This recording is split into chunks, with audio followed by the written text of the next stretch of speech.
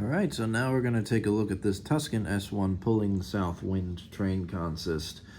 So, depending on what light you look at this, the engine really looks really awesome or really blown out.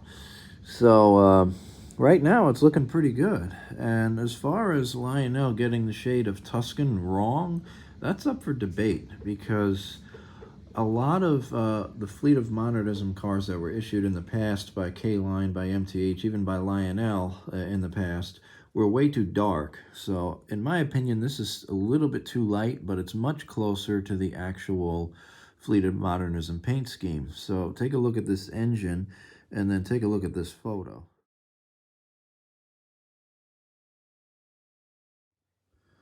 So as you can see from that photo, it really looks like Lionel did a good job with the color scheme. Now, take a look at this photo.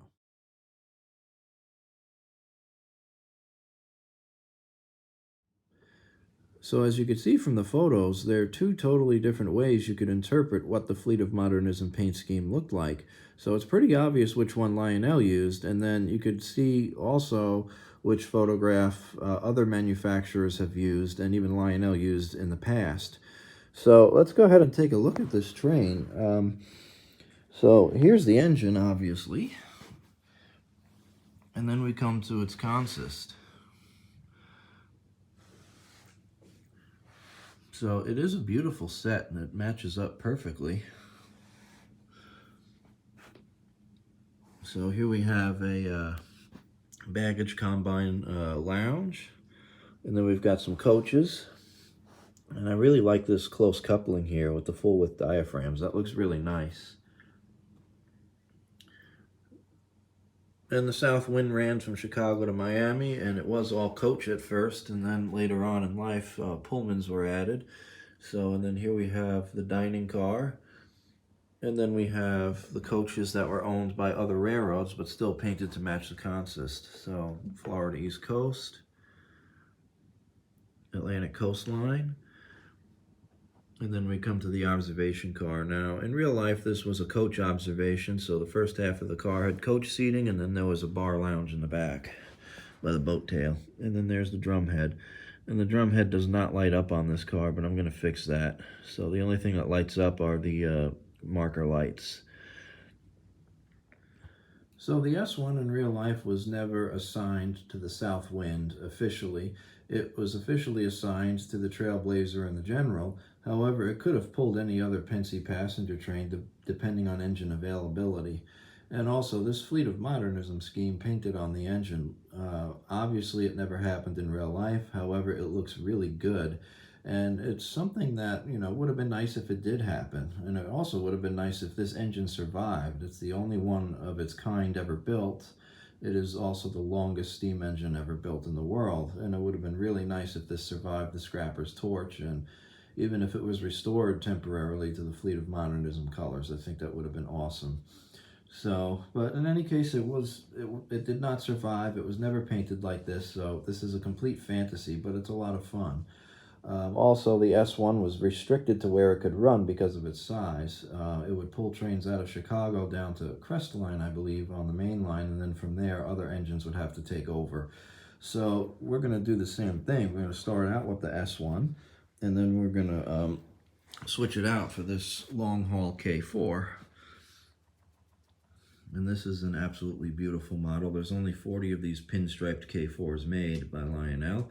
And so we're going to run this one around a little bit with the south wind consist as well. So stay tuned. Thanks for watching, guys.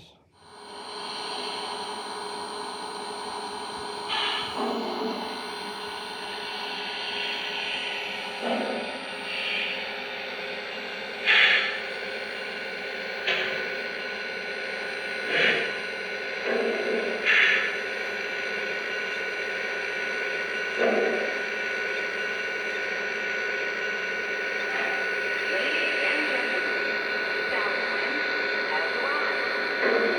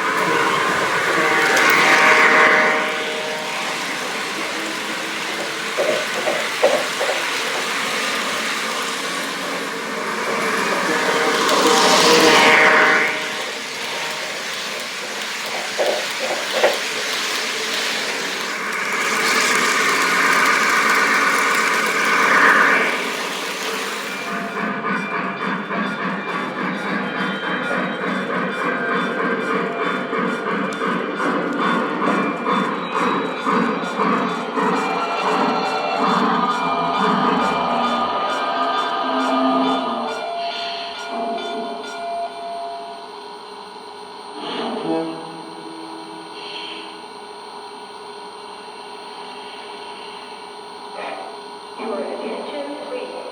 The south wind is now boarding.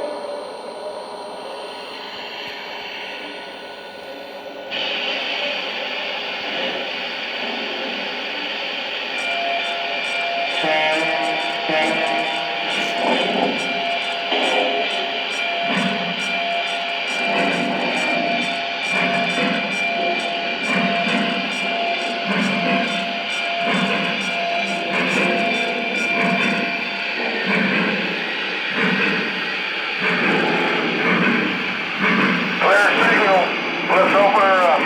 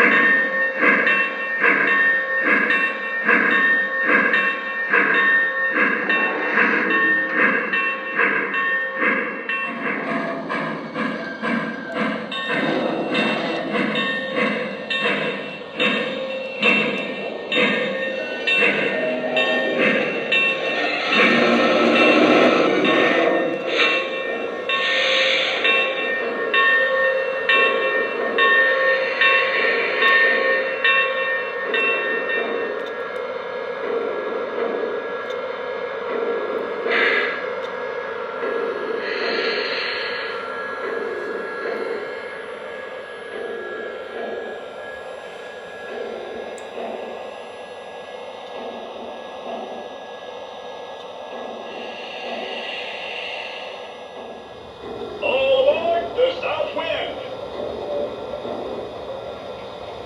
The South Wind is now departing.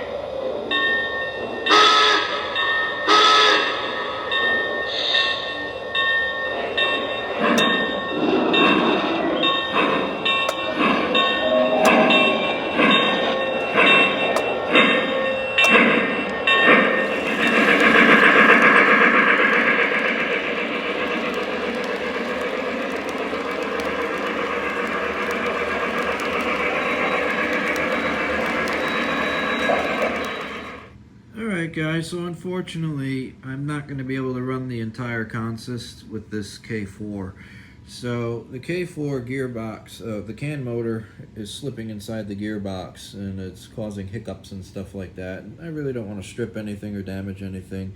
I've opened the engine up and everything is lubricated properly. I've lubricated all the wheels and axles on the passenger cars plus the tender. And this K4 is just not having it. It has a very small CAN motor in it, just a single motor, the size that goes into an MTH switcher or MTH diesel. So the fact that it's a die-cast model adds a little extra weight to it, but it does not want to pull this entire consist, and I would need to double head it in order to pull all these cars. So, and I kind of like the look of it just by itself, this green engine with these Tuscan cars. I think it looks great. So I'll have to try it out on some more level track. We have a grade right there where the combine and the first couple of coaches are. So the engine is struggling to pull the cars up the grade. And even when I do just 5 cars, even going up the grade, the K4 is still slipping. So I'm going to have to cut it short there. You did get to see it go with the Tuscan S1, and it's an incredible set. So I hope you enjoyed it, and you know, just keep in mind if you're going to buy a Lionel K4, the pulling power on these is not very good, and you do have to double head it when you're running longer passenger trains, just like they did in real life. So at any rate, still a gorgeous model, and you know, you got to see it hook into the train at least. So that's it for now with this video. Take care, guys. I'll talk to you real soon.